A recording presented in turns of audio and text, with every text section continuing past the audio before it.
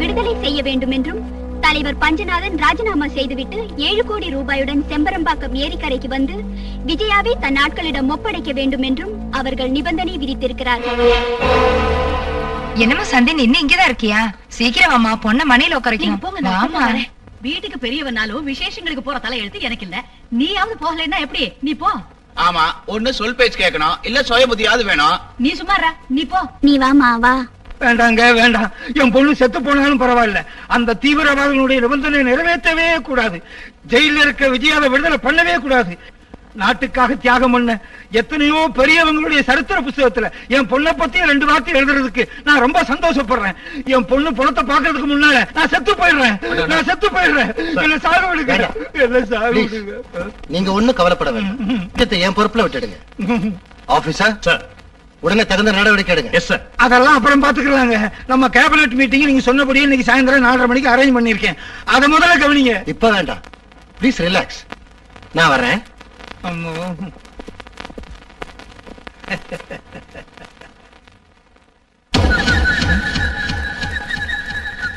பஞ்சநாதம், உங்களுக்கு இப்படி ஒரு அற்புதமான மூளை இருக்கும்னு நான் நினைக்கவே இல்லை. உங்க அறிவுக்கு என் வாழ்த்துக்கள். இந்த பாரியா ஜான, இமயமலையை தோன்றதுக்கு உனக்கு கான்ட்ராக்ட் கொடுத்தாலும் இந்தியாவை நானே தோண்டிக்குவேன். நான் எவனையும் நம்ப மாட்டேன். இதென்ன, இன்னும் போக போக பாரு. பாக்குறேன். நீயா? ஆமாங்க, என் நிழலோட தான் நீங்க பேசிக்கிட்டு இருக்கீங்க. நம்ம தலைவர் இருக்காரு பாருங்க, உங்களை நம்புற மாதிரி நம்பி நம்பாத மாதிரி இருக்காரு. நம்பிட்டாருங்கிறீங்களா? நம்பல. நம்பிட்டாருங்கிறீங்களா? நம்பல. நம்பலீங்க. அம்மோ, இவனை கன்ஃபியூஸ் பண்றாங்க, இவனை கன்ஃபியூஸ் பண்றாங்க. இந்த கற்பனை இழுத்துட்டு போங்க, இழுத்துட்டு போங்க.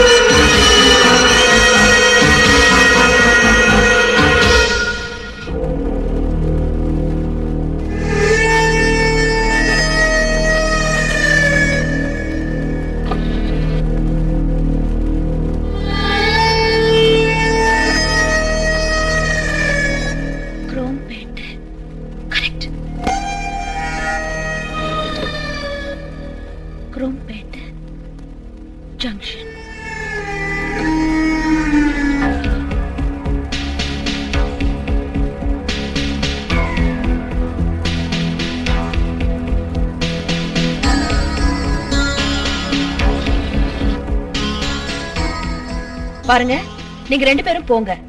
குரோம்பேட்டை ஜங்ஷன் கிட்ட ஜீப்பை நிறுத்திட்டு அங்கேருந்து மீனம்பாக்கத்துக்கு பஸ் ஏறுங்க. பல்லாவரத்துல பஸ் விட்டு இறங்கி மேற்கு திசையில 2 கிலோமீட்டர் தூரம் உள்ள போங்க. அங்கேருந்து பார்த்தா மேட்டு மேல அங்காளம்மன் கோயில் தெரியும். அங்கதான் அந்த பொண்ணு இருக்கு.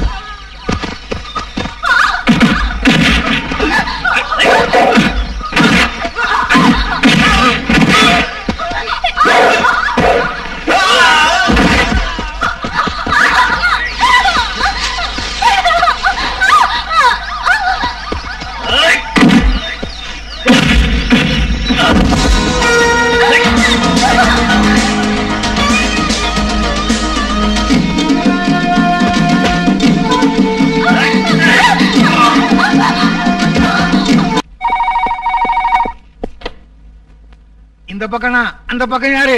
நான் யாரா இருந்தா உனக்கு என்ன பத்தி சொல்றதுக்காக நான் போன் பண்ணல. உன் பொண்ணை கொண்டு போனது நான் தான். யார் நீ? ஏய், நான் சொல்றத கேளு. நீ ஒண்ணும் பேசாத. நீ உடனே நந்தன் வர்மா கிட்ட போய் ஜெகநாதனை கொலை செஞ்சதுல இருந்து உன் பொண்ணை கிட்னாப் பண்ண வரைக்கும் பூரா தப்பையும் நீ உடனே ஒத்துக்கணும். உன் பதவி போனதுக்கு அப்புறம், நீ ஒரு கொலைகாரர் தெரிஞ்சதுக்கு அப்புறம், உன்னை போலீஸ் கைது செஞ்சதுக்கு அப்புறம் உன்னோட பேசுறதுக்கு உன் பொண்ணை போலீஸ் ஸ்டேஷனுக்கு அனுப்பி வைக்கிறேன். இதெல்லாம் 24 ஹவர்ஸ்க்குள்ள நடக்கணும். இல்ல உன் பொண்ணோட பணத்தை உன் வீட்டுக்கு அனுப்பிடுவேன்.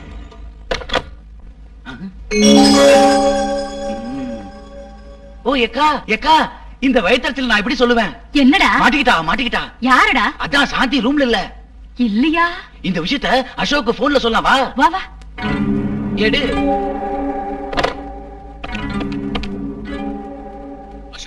டேய் அசோக், என்னடா இது? நம்ம குடும்பத்துல இதெல்லாம் உண்டா? உன் பொண்டாட்டி நடுராத்திரியில எங்கயோ ஊர் சுத்துறதுக்கு போயிட்டா.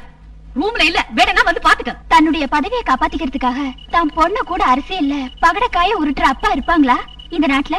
பைத்தியக்காரி, கட்னவள சூதாட்டத்துல வச்சு ராஜ குடும்பம் பாத்திட்டு இருக்கேல, நரந்தி சபையில துணி ஒத்த பண்பு நம்மளுது. இவங்க அநியாயமா ஆட்சி செய்ய வேண்டியிருந்தா இப்படி நாங்களாம் படிக்கிறது எதுக்கு? மக்கள் ஆட்சி மண்ணாங்கட்டின்னு பிரச்சாரம் எதுக்கு? எல்லாரும் ஆளுக்கு ஒரு கத்தி எடுத்துக்கிட்டா சரியா போயிடும் இல்லையா? இந்த பிரச்சனைக்கு பதில் கிடைக்கணும்னா நீ என்ன நம்பணும். என்ன நீ நம்பினா யாருக்கும் தெரியாம நீ இங்கே இருக்கணும். என்னால இந்த நாட்டுக்கு நன்மை உண்டாகிறதா இருந்தா என் உயிர் போனாலும் பரவாயில்ல. அசோக் வீட்டுக்கு போயிட்டு இருக்காரு. அவருக்கு முன்னால நான் வீட்டுக்கு போகணும். நீ இங்கே இரு. ஓகே? Okay, carry on.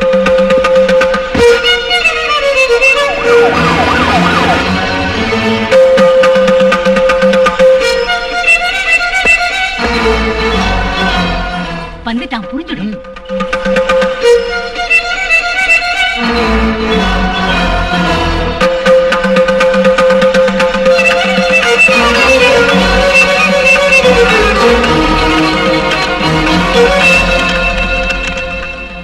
எங்க போயிட்ட? எங்க ஊர் சுத்த போறானோ யாருக்கு தெரியும்? நீயே போய் பாரு.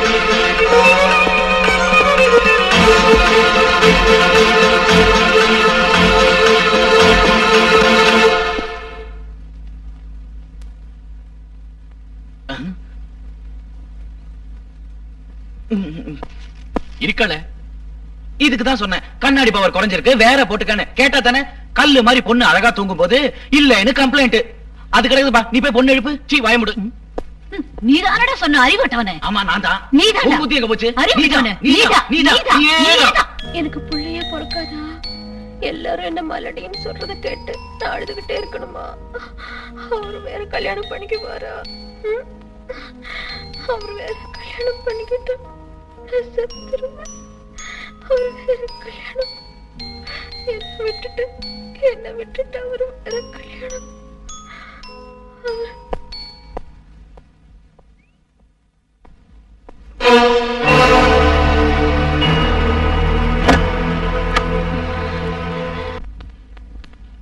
என்னங்க அம்மோ, நீங்க தவளைய முழுங்குற பாம்புன்னா உங்களை முழுங்குற கழுகு நம்ம வீட்டை சுத்தி பறக்குது.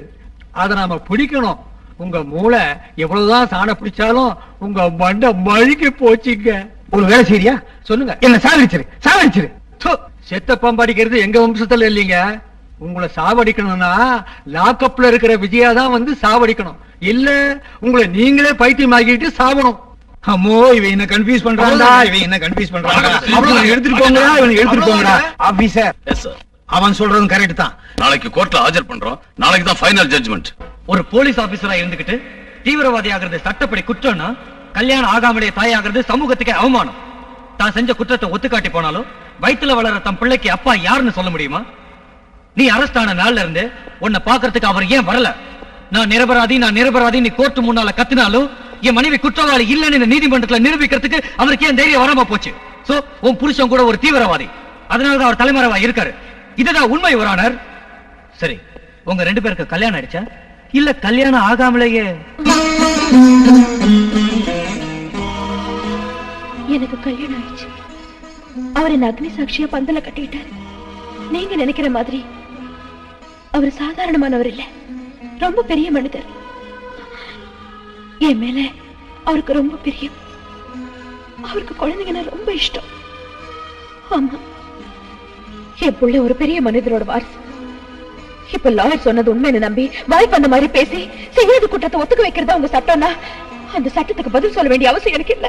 இந்த வழக்கு முழுவதையும் விசாரித்ததில் மிஸ்ஸஸ் விஜயா தன் உத்தியோக தர்மத்தை மீறிய ஒரு கொடிய கொலையாளி என்று கோர்ட்டார் நம்புகின்றனர். இபிகோ செக்ஷன் 302 பிரகாரம் அவருக்கு மரண தண்டனை விதிக்கப்படுகிறது. அவர் கர்ப்பவதியாகையால் அவர் பிரசவமானதும் தண்டனை நிறைவேற்றப்பட வேண்டும் என்று மனோதர்மப்படி கோர்ட் ஆணையிடுகிறது. மேடம்,